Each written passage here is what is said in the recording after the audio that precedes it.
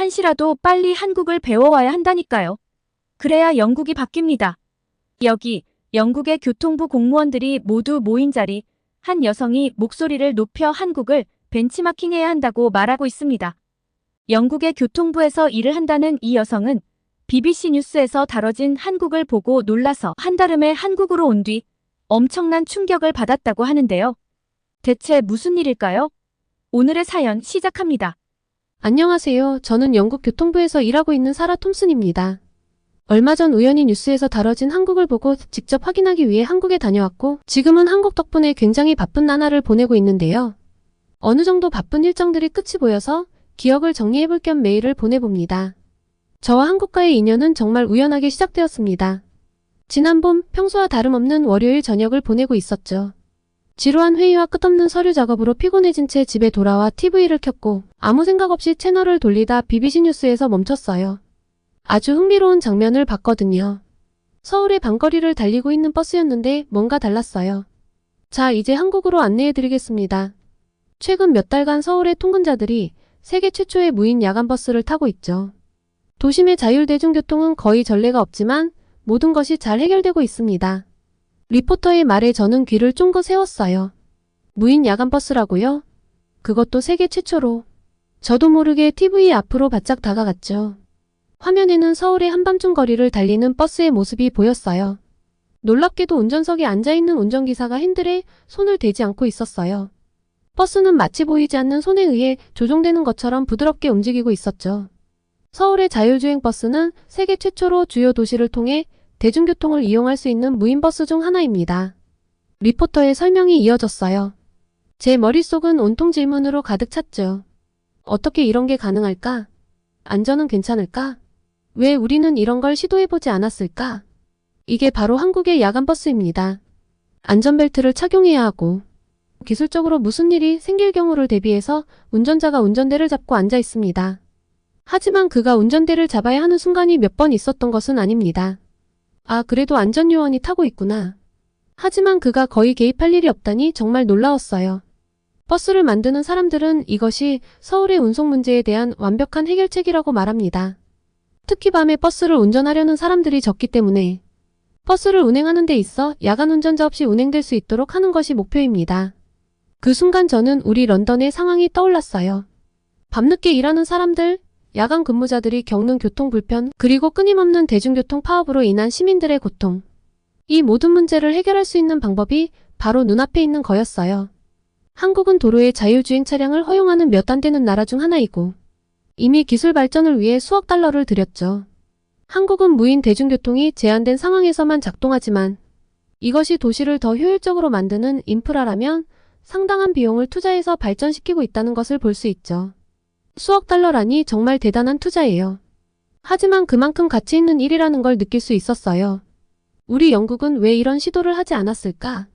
스코틀랜드에서 자율주행 버스를 시범 운행한 적은 있지만 이렇게 대규모로 그것도 야간에 활용한다는 생각은 해보지 못했어요. 다큐멘터리가 끝나고 나서도 한동안 TV를 멍하니 바라보고 있었어요. 머릿속은 온통 서울의 자율주행 버스로 가득 찼죠. 우리도 할 수 있지 않을까? 아니, 우리도 해야 하지 않을까? 그날 밤 저는 결심했어요. 반드시 이 기술을 직접 보고 배워와야겠다고. 다음날 아침, 저는 가장 먼저 사무실에 출근해 동료들에게 이 놀라운 소식을 전했어요. 그리고 한국 방문을 제안했죠. 우리의 대중교통 시스템을 혁신할 수 있는 기회가 바로 서울에 있었으니까요. 다행히 승인을 받았고 BBC 서울 특파원인 닉 마시에게 협조도 구할 수 있었어요. 저는 꽤 빠르게 서울행 비행기에 올라탈 수 있었습니다. 동료들과 함께 공항에서 나오자마자 우리를 맞이한 건 깨끗하고 효율적인 대중교통 시스템이었습니다. 사실 한국에 와서 보니 다른 대중교통들도 너무 궁금해졌는데 우선 우리의 진짜 목적인 자율주행 야간버스를 경험해보는 것이 최우선 목표라 일단 다른 건 미뤄두기로 했어요. 그리고 한국 도착 첫날 밤 BBC 특파원 닉과 우리는 드디어 그 유명한 자율주행 버스를 탈 수 있었어요. 버스에 올라타자마자 느껴지는 분위기가 런던과는 달랐어요. 깨끗하고 조용한 실내, 그리고 가장 큰 차이점은 운전석이었죠. 와, 정말 운전대를 잡고 있지 않네요. 제 동료 중 한 명이 흥분된 목소리로 말했어요. 정말이지 신기했어요. 운전석에 앉아있는 안전요원은 그저 모니터만 주시하고 있었고 버스는 제가 본 뉴스에서와 똑같이 마치 보이지 않는 손에 의해 조종되는 것처럼 부드럽게 움직이고 있었죠. 이게 바로 100만 달러짜리 기술이군요. 저도 모르게 중얼거렸어요. BBC 뉴스에서 들었던 그대로였어요. 이 버스 한 대에 들어간 기술이 무려 100만 달러라니 정말 대단한 투자였죠. 그리고 버스가 움직이는 동안 우리는 서울의 야경을 감상할 수 있었어요. 영국에 비해 너무나 반짝이는 밤거리였고 좋은 치안을 자랑하듯 다들 밤에도 별다른 경계 없이 아무렇지 않게 다니고 있었죠. 이 정도로 밤에도 유동인구가 많으니 이런 야간 버스가 꼭 필요했겠구나 싶었습니다. 그런데 정말 신기했어요. 도로 위에 다른 차량들, 보행자들, 심지어 좁은 골목길도 버스는 완벽하게 인식하고 대응했거든요. 런던에서는 상상도 할 수 없는 광경이에요. 제 동료 중 한 명이 말했어요. 정말 맞아요. 런던에서는 지금 이 시간에 버스를 타는 것 자체가 쉽지 않죠. 야간 버스는 있지만 배차 간격이 길고 종종 지연되곤 해요. 그리고 무엇보다 치안이 좋지 않아 밤에 돌아다니는 사람이 거의 없죠. 이렇게 대중교통이 잘 되어 있다면 부득이하게 밤에 돌아다녀야 하는 사람들도 편하게 버스로 왔다 갔다 할 수 있을 텐데. 생각만 해도 한숨이 나왔어요. 여기 승객들을 보세요. 전혀 불안해하지 않네요. 다른 동료가 말했어요. 정말이었어요. 승객들은 마치 평범한 버스를 타고 있는 것처럼 편안해 보였어요. 어떤 이는 책을 읽고 어떤 이는 스마트폰을 보며 또 어떤 이는 그저 창밖을 바라보고 있었죠. 놀라운 이 광경을 어떻게 이렇게 만들어냈는지 담당자와 이야기를 해보고 싶었습니다. 닉의 도움을 받아 서울시의 교통정책과 담당자분을 만나러 갔는데요. 과장님은 너무나 친절하고 반갑게 우리를 맞아주셨죠. 자율주행 버스 도입이 쉽지만은 않았을 것 같아요? 제가 물었어요. 어떤 어려움이 있었나요? 과장님은 미소를 지으며 대답하셨어요. 물론 많은 어려움이 있었죠. 초기에는 안전에 대한 우려가 컸어요. 시민들도 처음에는 불안해했고요. 법적인 문제도 있었습니다. 그런 문제들을 어떻게 해결하셨어요? 제 동료가 궁금해했어요. 우선 철저한 테스트였죠. 수개월간 실제 도로에서 안전성을 검증했어요. 그리고 시민들과의 소통도 중요했습니다. 공청회를 열고 시범 운행 기간을 가져 시민들이 직접 체험할 수 있게 했죠. 과장님의 설명을 들으며 저는 깊은 인상을 받았어요. 이런 혁신적인 기술을 도입하는 데 있어 시민들과의 소통을 중요하게 여긴다는 점이 특히 인상 깊었죠. 의사결정 과정은 어땠나요? 이런 큰 변화를 결정하는데 시간이 오래 걸리지 않았나요? 제가 다시 물었어요. 과장님은 고개를 저으셨어요. 물론 신중하게 검토했지만 결정 자체는 빨랐어요. 우리는 빨리빨리 문화가 있거든요. 좋은 아이디어라고 판단되면 신속하게 실행에 옮기죠. 이 말을 듣고 저는 우리 영국의 모습이 떠올랐어요. 수많은 위원회와 보고서 끝없는 토론. 때론 그 과정에서 기회를 놓치기도 하죠. 투자 결정은 어떻게 이뤄졌나요? 100만 달러짜리 버스라면 상당한 예산이 필요했을 텐데요. 제 동료가 물었어요. 네, 큰 투자였죠. 하지만 우리는 이를 미래를 위한 필수 투자로 봤어요. 초기 비용은 크지만 장기적으로 보면 운영 비용 절감, 안전성 향상, 환경 개선 등 많은 이점이 있거든요.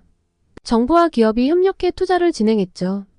그 말을 듣고 저는 다시 한번 우리의 접근 방식과 한국의 접근 방식이 얼마나 다른지 실감했어요. 우리는 항상 당장의 비용을 걱정하며 주저하는 반면 한국은 미래를 내다보며 과감히 투자하고 있었죠. 이런 게 결국 양국의 격차를 만드는 요소 아닐까요? 시민들의 반응은 어떤가요? 제가 궁금해서 물었어요. 처음에는 우려의 목소리도 있었지만 지금은 대부분 긍정적이에요. 특히 야간 근로자들에게 큰 호응을 얻고 있죠. 안전하고 정시성이 보장되니까요. 또 젊은 세대들은 이런 첨단 기술을 자랑스러워해요. 한국의 기술력을 보여주는 상징이라고 생각하죠. 이어서 우리는 자율주행 버스의 관제센터를 견학했어요. 첨단 시스템으로 가득한 관제실을 보며 저는 또 한 번 놀랐어요. 이 정도 수준의 IT 인프라를 구축하는 것도 쉽지 않았을 것 같아요. 제가 말했어요. 맞아요. 하지만 우리나라는 IT 강국이에요. 세계 최고 수준의 통신 인프라를 갖추고 있죠. 5G 네트워크를 전국에 구축했고 이를 바탕으로 자율주행 기술도 빠르게 발전시킬 수 있었어요. 그 말을 듣고 보니 길거리 곳곳에서 보이는 무료 와이파이 존, 어디서나 빠른 인터넷 속도가 이해가 되더라고요. 서울시청을 나오면서 저는 깊은 생각에 잠겼어요. 우리가 얼마나 많은 것을 배워야 하는지, 그리고 어떻게 하면 이런 혁신을 우리나라에도 도입할 수 있을지 고민했죠. 그리고 한 가지 확실한 것은 우리도 변해야 한다는 거였어요. 더 빠르게, 더 과감하게, 그리고 미래를 바라보며 결정을 내려야 한다고 말이에요. 한국의 사례는 그 가능성을 보여주고 있었으니까요. 서울 방문 나흘째 우리는 더 많은 것을 보고 배우기로 했어요. 자율주행 버스만이 아니라 한국의 다른 혁신적인 정책들도 살펴보고 싶었거든요. 아침 일찍 저희는 로봇 택배를 직접 확인해보러 갔어요. 로봇 전문 스타트업이 만든 택배 로봇이고 상용화 직전이라는데 너무너무 궁금했습니다. 코로나 이후 비대면 배달 수요가 늘어나면서 시작된 프로젝트예요. 지금은 아파트 단지 내에서만 테스트했지만 곧 도로로도 나갈 예정이에요. 와, 정말 대단해요. 하지만 이런 로봇이 도로에서 다니면 위험하지 않을까요? 제가 걱정스럽게 물었어요. 연구원분은 웃으며 고개를 저었습니다. 물론 안전이 최우선이에요. 그래서 단계적으로 접근하고 있죠. 우선 보도에서만 운행하도록 할 거예요. 그리고 자율주행 버스와 마찬가지로 철저한 안전검증을 거칠 겁니다. 그리고 저희는 친절한 서울시와 국토부의 안내로 드론 택시도 확인해 볼 수 있었습니다. 여기서 무엇을 하는 건가요? 제 동료가 물었어요. 이곳은 우리의 드론 택시 시범 사업 장소예요. 연구원이 답했어요. 아직은 검증 중이지만 2025년 이후엔 서울 시내에서 드론 택시를 볼 수 있을 거예요. 2025년까지 시범 운행을 하고 단계별 검증을 거쳐 시범 운행을 할 거라는데 한국은 이렇게 상용화가 코앞이지만 우리는 이게 뭔지도 몰랐어요. 좀 부끄러웠죠. 이런 혁신적인 기술들을 어떻게 이렇게 빨리 도입할 수 있는 거죠? 제가 궁금해서 물었어요. 담당자분의 대답이 놀라웠습니다. 우리에겐 규제 샌드박스라는 제도가 있어요. 새로운 기술이나 서비스를 테스트할 수 있는 특별 구역을 만들어 규제를 유예하는 거죠. 이를 통해 빠르게 기술을 검증하고 상용화할 수 있어요. 규제 샌드박스라니 정말 흥미로운 개념이었어요. 우리 영국에서도 비슷한 시도를 한 적이 있지만 이렇게까지 광범위하게 적용하지는 않았죠. 그럼 안전은 어떻게 보장하나요? 제 동료가 물었어요. 물론 안전이 최우선이에요. 샌드박스 내에서도 기본적인 안전 규정은 지켜야 해요. 그리고 단계적으로 규제를 완화하면서 지속적으로 모니터링하죠. 문제가 생기면 언제든 중단할 수 있어요. 그 말을 듣고 보니 이런 접근 방식이 얼마나 현명한지 깨달았어요. 혁신을 장려하면서도 안전을 지키는 균형 잡힌 정책이었죠. 하루 종일 이런 혁신적인 프로젝트들을 둘러보면서 저는 계속해서 한 가지 질문을 되뇌었어요. 왜 우리는 이렇게 하지 못했을까? 영국에서도 물론 새로운 기술에 대한 연구와 투자가 이루어지고 있어요. 하지만 한국처럼 과감하게 그리고 빠르게 실행에 옮기지는 못했죠. 우리의 규제와 관료주의적 절차가 때로는 혁신의 걸림돌이 되고 있다는 생각이 들었어요. 호텔로 돌아오는 길에 저는 깊은 생각에 잠겼어요. 우리도 변해야 해요. 더 유연하게, 더 과감하게 새로운 기술을 받아들여야 해요. 물론 안전과 규제는 중요하지만 그것이 혁신을 가로막는 장벽이 되어서는 안 되겠죠. 한국의 사례는 우리에게 많은 것을 가르쳐주고 있어요. 기술의 발전 속도에 맞춰 정책과 규제도 변화해야 한다는 것, 그리고 때로는 과감한 결정이 필요하다는 것을 말이에요. 일주일간의 한국 방문을 마치고 영국으로 돌아오는 내내 비행기 안에서도 공항에서도 그리고 택시를 타고 집으로 돌아가는 매 순간마다 제 머릿속은 온통 서울에서 보고 배운 것들로 가득 찼어요. 그리고 짧은 휴식 후 출근을 하자마자 저는 곧바로 상사를 찾아갔습니다. 부장님, 정말 놀라운 경험을 했어요.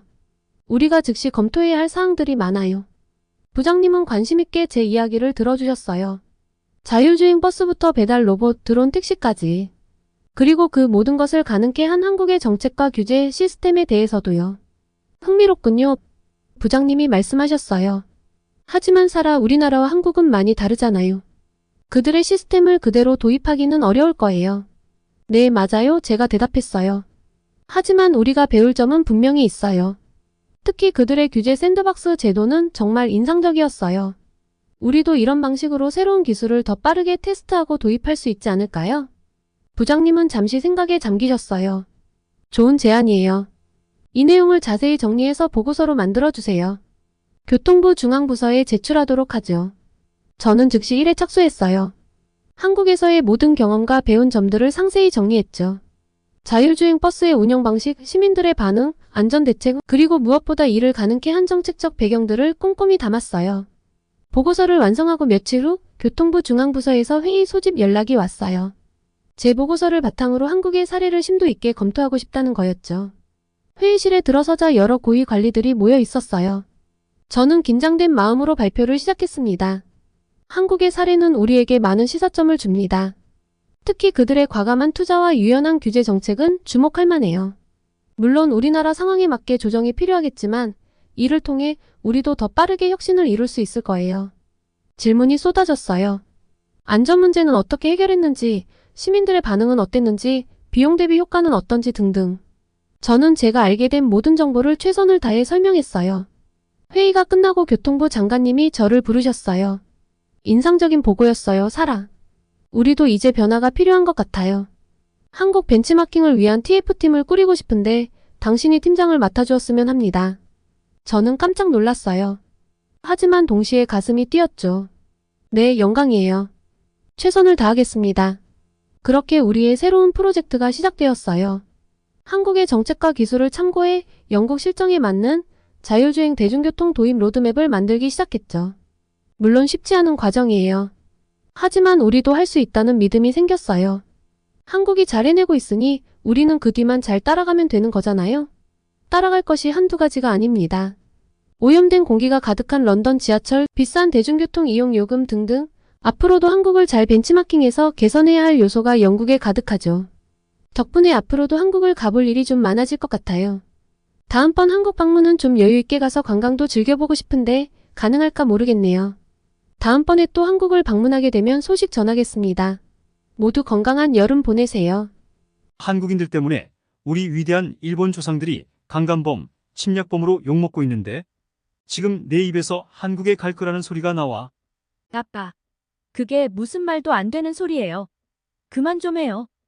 여기 아버지와 싸우고 있는 한 일본 소녀가 있습니다. 싸우는 이유가 딸이 다니는 학교의 수학여행지 때문이라고 합니다. 언뜻 보기에는 이해가 가지 않는 상황인데요. 대체 무슨 일일까요? 두 번째 사연 시작합니다. 안녕하세요.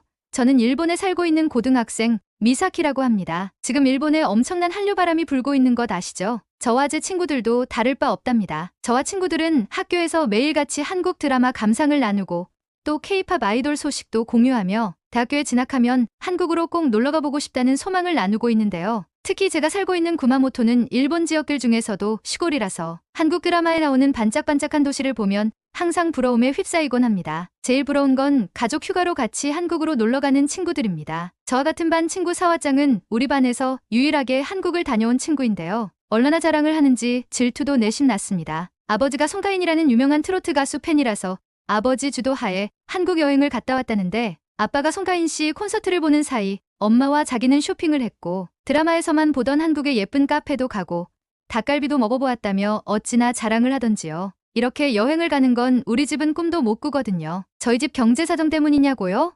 아닙니다. 부끄럽지만 우리 아빠는 가끔 한국 방송에도 출연한 사람입니다. 안 좋은 쪽으로요. 바로 한국인들이 입을 모아 욕을 하고 일본 안에서도 욕을 하는 혐한 우익입니다. 그래도 아빠는 저와 어머니께는 자상한 사람이고 일도 열심히 하셔서 제가 부족한 것 없이 자랐기 때문에 지금까지는 사이가 꽤 좋았는데요. 제가 한류에 빠지게 되면서 점점 아버지와 다투는 일이 잦아졌습니다. 제가 한국에 푹 빠지게 된 계기는 바로 BTS인데요. 그 중에서도 B씨를 정말 좋아합니다. 완벽한 얼굴과 놀라운 실력을 가진 최고의 가수라고 생각해요. 그리고 이를 계기로 한국의 다른 아이돌들을 알게 되었는데 일본의 자니스 아이돌들과는 비교도 안 될 만큼 멋진 외모, 장신의 키, 그리고 앵앵거림 없는 노래 실력에 미친 듯이 빠져들게 되었습니다. 한국 드라마는 또 얼마나 재밌던지요. 맨날 내용도 거기서 거기이고 연기력도 별로인 일본 드라마는 정말 이제 눈에 차지 않습니다. 저희 엄마도 동의하는 부분인데요. 아예 몰랐으면 모를까 한국 드라마를 알고 난 이후로는 유치한 일본 드라마는 더 이상 눈에 들어오지 않습니다. 그래서 언젠가부터인가 제 꿈은 한국에 꼭 한번 방문하는 것. 그리고 기회가 된다면 대학교도 한국으로 가고 싶다는 것인데요.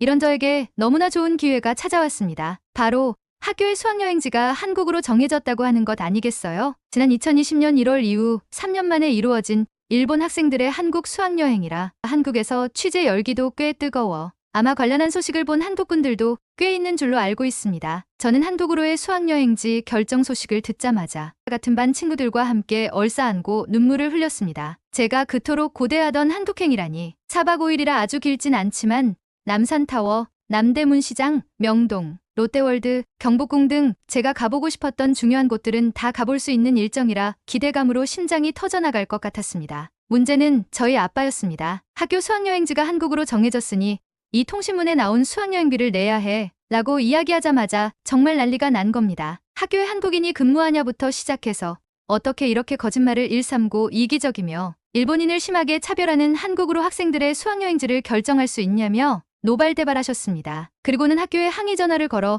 한국으로의 수학여행을 막아야겠다고 하셨죠. 세상에나 학교에 그런 민폐를 끼치면 저는 어떻게 얼굴을 들고 학교를 다닐까요? 학교에서 결정된 일인데 어떻게 변경을 하겠냐? 일정도 다 나왔다는 제 항변에 그럼 위험한 한국으로 너를 보낼 수 없으니 너라도 수학여행을 빠지라고 하더라고요. 한국인이 일본인에게 테러를 하면 어떻게 하냐며 절대로 네가 한국을 가는 건 허락을 못한다고요. 그때부터 눈물이 줄줄 나오기 시작했습니다. 한국에 대해서 제대로 알아보지도 않고 한국은 무조건 안 된다며 반대를 하는 아빠가 너무 미웠어요. 제가 한국에 푹 빠지면서 역사 문제에 대해서도 알아봤는데 학교에서 제대로 알려주지 않아 아주 깊게는 알 수 없지만 일본 의상들이 한국에게 독일 나치와 다를 바 없는 짓들을 했고 그건 사과해야 하는 것이 맞다고 생각했거든요. 왜 아빠는 제대로 알아볼 생각을 안 할까요? 이 문제로 저는 수학여행을 가기 전날까지 아빠와 무섭게 싸웠던 것 같습니다. 결국 제가 라인 메신저로 한국에서 무엇을 먹고 어떤 일들이 벌어지고 있는지 하나하나 보고한다는 조건으로 겨우 허락을 받았습니다. 그렇게 도착한 한국, 저희를 향해 쏟아진 카메라 플래시 세례와 잘 왔다는 인사만 있었을 뿐 아빠 말처럼 일본인이라고 꺼지라는 사람도 저희에게 계란을 던지는 사람도 없었습니다. 모두 친절하게 반겨주기만 했죠. 실시간으로 뜨는 뉴스를 계속 아빠에게 전송했는데 아빠는 묵묵부답이더군요. 저희는 전주에 가서 한옥마을 구경도 하고 한복도 입어보면서 기념사진도 찍어보았죠. 한국의 전통과 멋을 알기에는 너무나 좋은 곳이었습니다. 길거리에서 파는 여러 가지 음식도 먹어보았는데 겉보기에만 그럴듯하고 맛은 없는 일본의 음식들과는 차원이 다른 맛이었습니다. 구마모토현에도 새마을 식당 같은 한국 식당이 들어와 있는데 아버지가 하도 난리를 치는 통에 일본에 있는 한국 음식점을 가본 적이 없는 전 한국에 와서 진정한 맛을 깨닫게 된 기분이었죠. 더 놀라웠던 건 한국인들의 인심이었습니다. 시장 구경을 하러 갔는데 유난히 고소한 냄새가 나는 곳이 있어서 보니 김을 파는 곳이었는데요. 일본에서 한독김이 유명하다는 건 잘 아시죠? 일본에도 김이 있긴 있는데 한국 김과는 맛이 완전 다릅니다. 일본 김은 좀 두껍고 간장 맛이 나서 바삭하고 얇은 한독김과는 맛이 완전 다르죠. 고소한 냄새에 이끌려 김 붓는 장면을 사진을 찍으니 아주머니께서 이리 와보라고 손짓을 하시는 게 아니겠어요? 제가 뭘 잘못한 줄 알고 벌벌 떨면서 가까이 갔는데 아주머니께서 굽던 김을 먹기 좋게 잘라 입에 넣어주시더라고요. 저뿐만 아니라 함께 있었던 친구들 모두요. 이걸 먹으면 돈을 내야 하나 싶어서 지갑을 꺼내니까 손사래를 치며 번역 앱으로 한국에 와서 맛있는 거 많이 먹고 잘 놀다 가라. 일본인들이 한독김 좋아한다니까 맛보고 가라고 그냥 준 것이라고 하시더라고요. 갑자기 눈물이 왈칵 차올랐습니다. 역사 문제에 있어서 피해자는 한국인이 저 같은 일본인이 밉게 보일 법도 한데 한국에 와서 잘 놀고 가라는 따뜻한 덕담을 해주시다니요. 그뿐만이 아니었습니다. 저희가 찾아간 한국 고등학교 학생들도 저희를 모두 격렬히 환영해 주었고 저희는 번역 앱과 서툰 한국어, 영어, 일어를 섞었으며 K-팝과 드라마, 이야기로 하나가 되었습니다. 역사 문제에 대해서도 서툴게 물어봤는데 한국 학생들은 일본이 명백하게 한국에게 잘못한 일이고 진심 어린 사과를 해야 하는 건 맞지만 한국에 온 너희들에게 나쁘게 굴 이유는 없다고 했습니다. 머리를 크게 한 대 맞은 느낌이었습니다. 아빠는 우물안 개구리처럼 자기가 보고 싶은 것만 보고 듣고 싶은 것만 듣고 있는 사람이었죠. 정작 한국인들은 더 넓은 아량으로 일본인을 감싸 안고 참을성 있게 한국의 사과를 기다리고 있었는데 말이죠. 이런 한국인들을 비난하다니 아빠에게 이런 일이 있었다고 장문의 라인 메시지를 보냈는데 읽기만 하고 답변이 도통 없더라고요. 한국까지 와서 기분 상한 채로 돌아다니는 건 시간 낭비기에 일단 무시하고 저는 열심히 한국을 즐겼습니다.